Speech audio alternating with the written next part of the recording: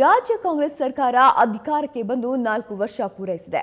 ಈ 4 ವರ್ಷದಲ್ಲಿ ಸರ್ಕಾರ ಸಾಕಷ್ಟು ಬಾರಿ ಮುಜುಗರಕ್ಕೀಡಾಗಿದ್ದು ಉಂಟು, ಇಕ್ಕಟ್ಟಿಗೆ ಸಿಲುಕಿದ್ದು ಉಂಟು. ವಿಪರ್ಯಾಸ ಅಂದ್ರೆ ಸರ್ಕಾರದಲ್ಲಿದ್ದ ಮಂತ್ರಿಗಳಿಂದಲೇ ಸರ್ಕಾರವನ್ನ ಮುಜುಗರಕ್ಕೀಡು ಮಾಡಿದ್ರು. ಅಂತಹ ಸಚಿವರ ಬಗ್ಗೆ ಹೇಳ್ತೀವಿ, ಈ ಸ್ಟೋರಿ ನೋಡಿ.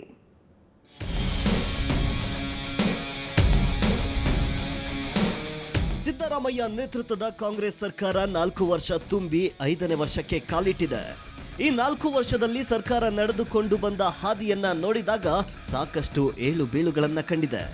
ಜೊತೆಗೆ ಕೆಲ ಸಚಿವರುಗಳ ಹಾಗೂ ಇಕ್ಕಟ್ಟಿಗೆ ಸಿಲುಕಿಸಿರೋದು ಉಂಟು.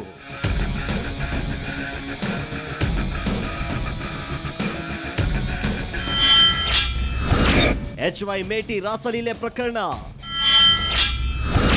ಪ್ರಕರಣದಿಂದ ಕುಸಿದು ಹೋಗಿದ್ದ ಸಿಎಂ. ಅಬಕಾರಿ ಸಚಿವರಾಗಿದ್ದ HY ಮೇಟಿ ರಾಸಲೀಲೆ ಪ್ರಕರಣ ರಾಜ್ಯ ಮಾತ್ರವಲ್ಲ, ರಾಷ್ಟ್ರ ರಾಜಕಾರಣದಲ್ಲೂ ಭಾರಿ ಬಿರುಗಾಳಿ ಎಬ್ಬಿಸಿತ್ತು. ಪ್ರಕರಣದಿಂದ HY ಮೇಟಿ ಮಂತ್ರಿ ಸ್ಥಾನ ಕಳೆದುಕೊಂಡ್ರು ಸಿಎಂ ಸಿದ್ದರಾಮಯ್ಯ ಮಾತ್ರ ತಲೆ ಮೇಲೆ ಕೈ ಹೊತ್ತು ಕುಳಿತುಕೊಂಡಿದ್ರು.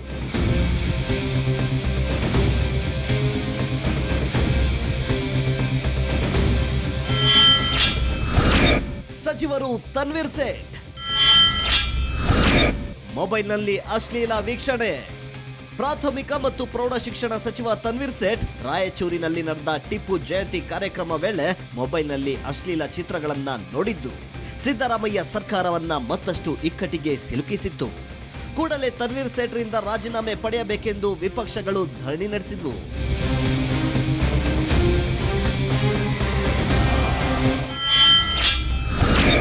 ಸಚಿವರು ಆಂಜನೇಯ ಪತ್ನಿಯಿಂದ ಲಂಚ ಸ್ವೀಕಾರ. ಇನ್ನು ಸಚಿವ ಆಂಜನೇಯ ಸಮಾಜ ಕಲ್ಯಾಣ ಇಲಾಖೆ ಸಚಿವರಾಗಿ ಇಲಾಖೆಯನ್ನ ಸುಗಮವಾಗಿ ಮುನ್ನಡೆಸಿಕೊಂಡು ಹೋಗ್ತಿದ್ರು. ಆದ್ರೆ ಬೆಂಗಳೂರಿನ ಅವರ ಸರ್ಕಾರಿ ನಿವಾಸದಲ್ಲಿ ಅವರ ಪತ್ನಿ ಇಲಾಖೆ ಕೆಲಸಕ್ಕಾಗಿ ಲಂಚ ಸ್ವೀಕರಿಸುತ್ತಿದ್ದ ದೃಶ್ಯ ಮಾಧ್ಯಮಗಳಲ್ಲಿ ಭಾರಿ ಸದ್ದು ಮಾಡ್ತು.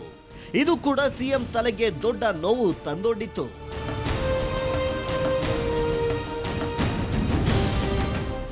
ಇವು ಮಾತ್ರ ಅಲ್ಲ, IAS ಅಧಿಕಾರಿ DK ರವಿ ಆತ್ಮಹತ್ಯೆ ಪ್ರಕರಣ, ಮಲ್ಲಿಕಾರ್ಜುನ ಬಂಡೆ ಪ್ರಕರಣ ಹಾಗೂ DYSP ಗಣಪತಿ ಆತ್ಮಹತ್ಯೆ ಪ್ರಕರಣದಲ್ಲಿ ಸಚಿವ KJ ಜಾರ್ಜ್ ವರ್ತನೆ ಹಾಗೂ ಅತ್ಯಾಚಾರ ಪ್ರಕರಣಗಳ ವಿಚಾರದಲ್ಲಿ ಗೃಹ ಸಚಿವ ಪರಮೇಶ್ವರ್ ಮಹಿಳೆಯರ ಉಡುಗೆ ಬಗ್ಗೆ ನೀಡಿದ ವಿವಾದಾತ್ಮಕ ಹೇಳಿಕೆ ಸಿದ್ದರಾಮಯ್ಯ ಸರ್ಕಾರವನ್ನ ಮಹಿಳೆ ವಿರೋಧಿ ಸರ್ಕಾರ ಎಂಬ ಕಳಂಕ ತಂದೊಡ್ಡಿತು. ಕಾರ್ಮಿಕ ಸಚಿವರಾಗಿದ್ದ ವೇಳೆ ಪರಮೇಶ್ವರ್ ನಾಯಕ್, ಕೊಡ್ಲಗಿ DYSP ಆಗಿದ್ದ ಅನುಪಮ ಶೆಣೈ ವಿರುದ್ಧ ಖಾರವಾಗಿ ಮಾತನಾಡಿದ್ದ ಆಡಿಯೋ ವೈರಲ್ ಆಗಿ ಹೋರಾಟಗಳೇ ನಡೆದಿದ್ವು. ಈ ಎಲ್ಲ ಪ್ರಕರಣಗಳಿಂದ ಸಿಎಂ ಸಿದ್ದರಾಮಯ್ಯ ಕುಸಿದು ಹೋಗಿದ್ದಂತೂ ಸುಳ್ಳಲ್ಲ. ಶ್ರೀನಿವಾಸ ಹಳಕಟ್ಟಿ, ಪೊಲಿಟಿಕಲ್ ಬ್ಯೂರೋ, ಸುವರ್ಣ ನ್ಯೂಸ್.